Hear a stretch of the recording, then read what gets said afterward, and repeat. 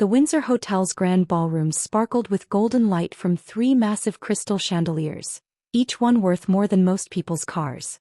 My parents had spared no expense for their 30th anniversary celebration, transforming the elegant space into something that belonged in a fairy tale. White roses cascaded from every table centerpiece, and soft piano music drifted through conversations peppered with the kind of laughter that only comes from people who've never worried about money.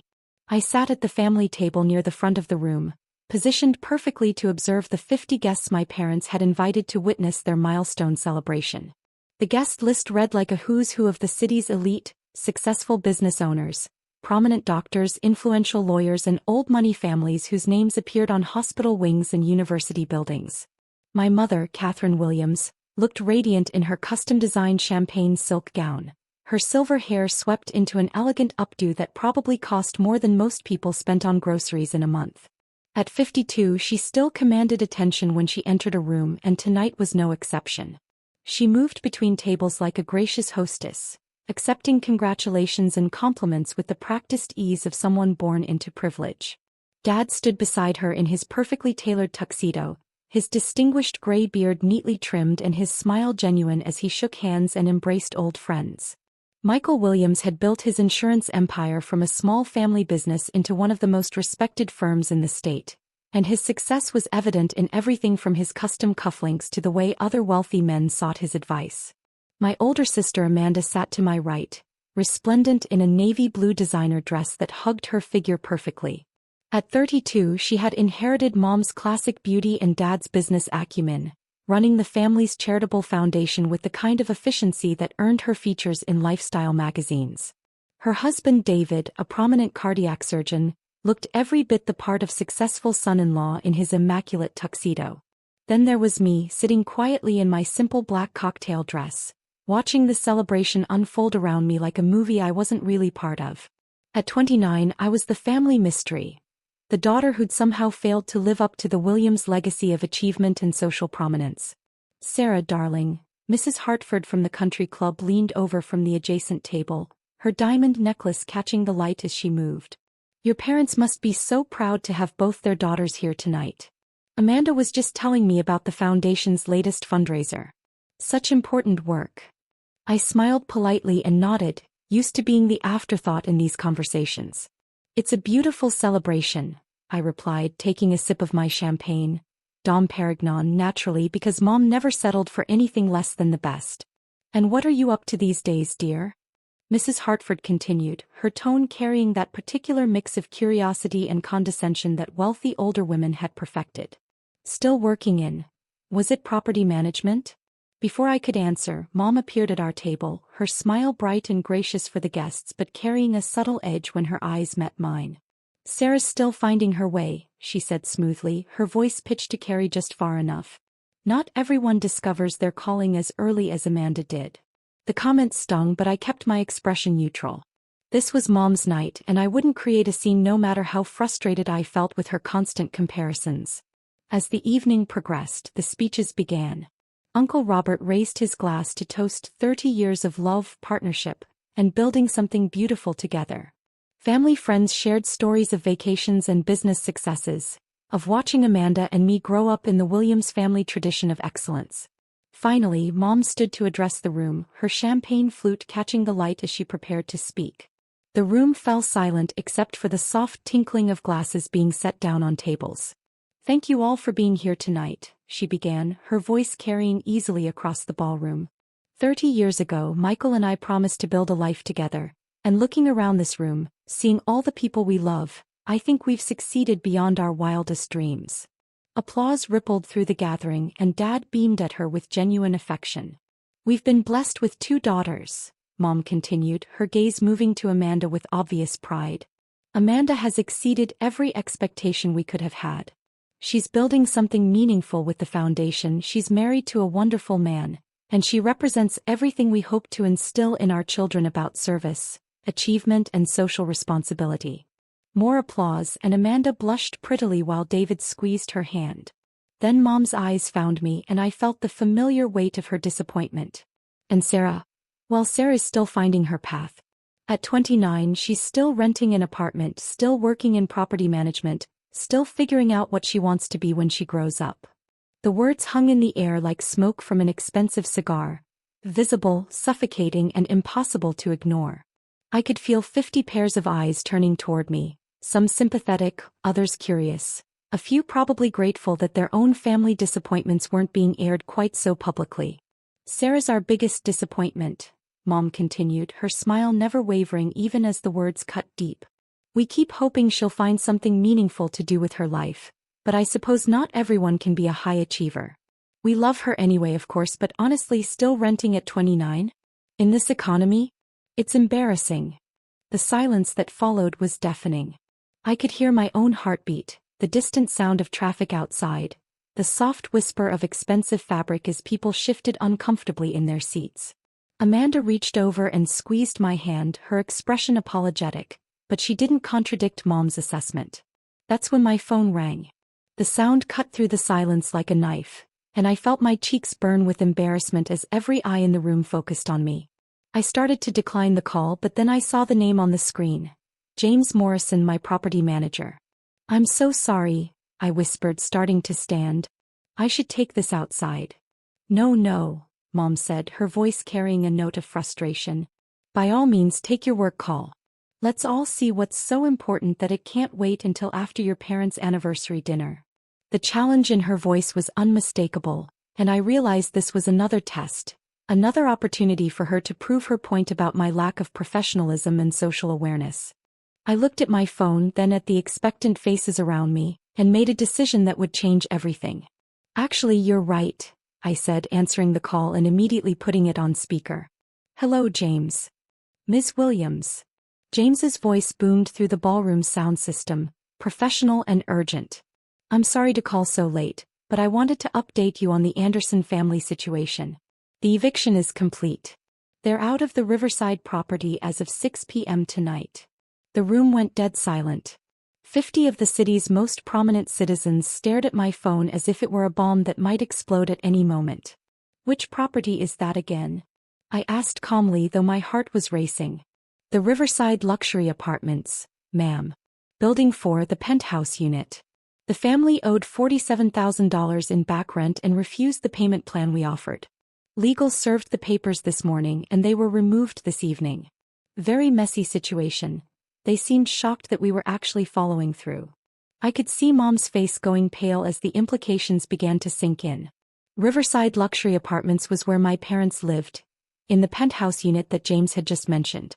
"James," I said, my voice carrying clearly across the stunned ballroom, "remind me of the full name on that lease agreement." "Michael and Catherine Williams, ma'am. Should I proceed with listing the unit for new tenants, or do you want to handle this personally given your relationship with them?" The champagne flute slipped from Mom's hand, shattering against the marble floor with a sound like gunshots. Dad's face had gone from confident to confused to horrified in the span of 30 seconds. "Actually, James, let me call you back in a few minutes," I said, ending the call and slipping my phone back into my purse. "I'm at a family dinner right now." The silence stretched on for what felt like hours but was probably only seconds. I could hear someone's sharp intake of breath, the rustle of expensive fabric, the distant sound of the hotel's air conditioning system. "Sarah," Dad said finally, his voice barely above a whisper. "What was that about?" I stood up slowly, smoothing down my simple black dress, the same dress Mom had criticized earlier for being off the rack and inappropriate for such an elegant event. "That was my property manager, Dad. James Morrison. He manages my real estate portfolio, which includes about 40 properties across the city. The Riverside Luxury Apartments complex is one of my smaller holdings, only 200 units. Amanda's mouth fell open. "You own Riverside?" "I own several apartment complexes, Amanda. Riverside, Brookstone Manor, the waterfront towers, and about 15 smaller buildings. I've been building my real estate empire for the past 8 years, starting with a small duplex I bought with my savings and gradually expanding." Mom found her voice, though it came out as more of a croak. But you're a renter. You live in that tiny apartment downtown." I smiled, the expression genuine for the first time all evening. "I live in the penthouse of my own building downtown, Mom. The building I bought 3 years ago for $12 million. I keep my living space modest because I prefer to reinvest my profits rather than flaunt my wealth. Mrs. Hartford leaned forward, her earlier condescension replaced by fascination. How much is your portfolio worth, dear? Conservatively, about $85 million. Though my accountant thinks we'll hit $100 million by the end of next year if the current market trends continue. The number hung in the air like a revelation. $85 million. More money than most of the people in this room would see in their lifetimes, and I'd earned every penny of it while they assumed I was a failure. But we live at Riverside, Dad said, still struggling to process what he'd heard. We've lived there for 12 years. I know, I replied gently. I bought the building 5 years ago from the previous owner when he was facing bankruptcy. You became my tenants without realizing it because I kept the management company's name the same to avoid disrupting existing residents. And the eviction? Mom asked, her voice small and frightened. I pulled out my phone and showed them the screen, a detailed accounting spreadsheet that James had sent me earlier. According to my records, you're $47,000 behind on rent. You stopped paying 6 months ago, right around the time Dad's insurance company started having financial troubles. The truth was finally coming out. Dad's business hadn't been doing as well as he'd been pretending, and they'd been living off credit and unpaid bills to maintain their lifestyle. I offered you a payment plan through James, I continued. Reduced rent, extended deadlines, even the option to work out a settlement. But you ignored every communication because you thought it was coming from some faceless property management company that you could intimidate or dismiss. Amanda looked stricken. Sarah, we didn't know. If we'd known you owned the building, you would have what? I asked, genuinely curious. Treated me with respect? Acknowledged my success? Or would you have assumed I was lying, the way you've dismissed everything I've accomplished for the past 8 years? The room was still silent, 50 guests bearing witness to the most dramatic family revelation any of them had probably ever seen. I could see phones being discreetly pulled out as people realized they were watching the kind of story that would be talked about at country club luncheons for months. The eviction notice is real, I said, addressing my parents directly. James followed proper legal procedures and you've been officially removed from the property. However, I'm going to make you an offer. Dad straightened slightly, hope flickering in his eyes. I'll let you move back in, I continued. Same unit, same view, same building you've called home for 12 years. But there will be conditions. What conditions?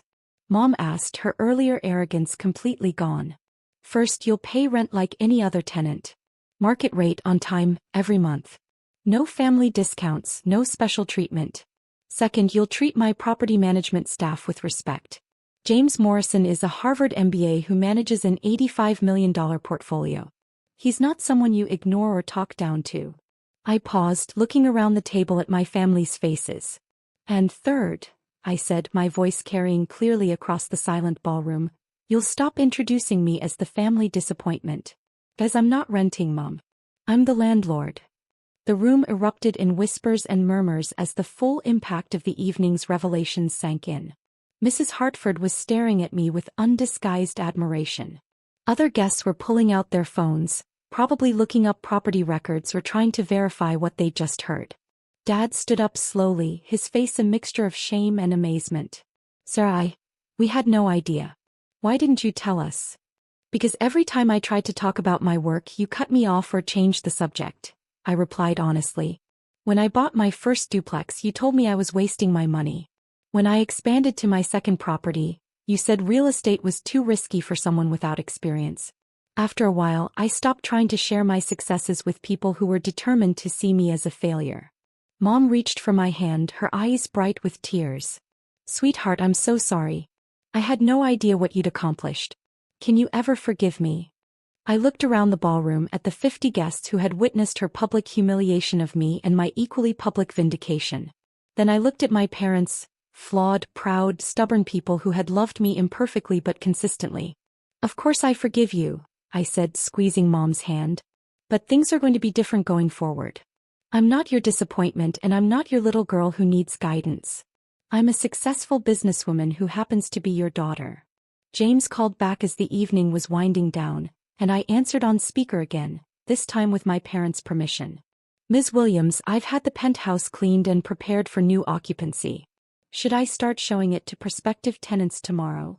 I looked at my parents who were watching me with a mixture of hope and anxiety. Actually, James, hold off on listing it. The previous tenants are going to be applying for retenancy.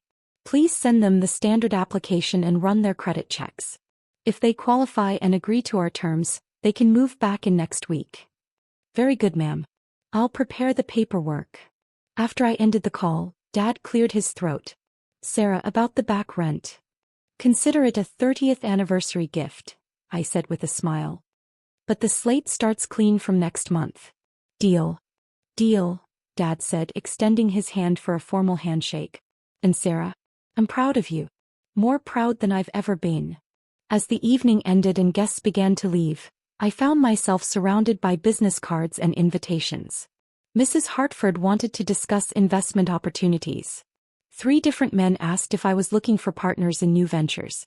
Amanda hugged me tightly and whispered that she'd always known I was destined for something special. But the moment that mattered most came when Mom pulled me aside as we were leaving. I was wrong tonight, she said quietly. You're not our disappointment. You're our surprise. And I think that might be even better. Walking out of the Windsor Hotel that night, I realized that sometimes the best revenge isn't destroying the people who underestimated you. It's succeeding so completely that they have no choice but to see you clearly for the first time.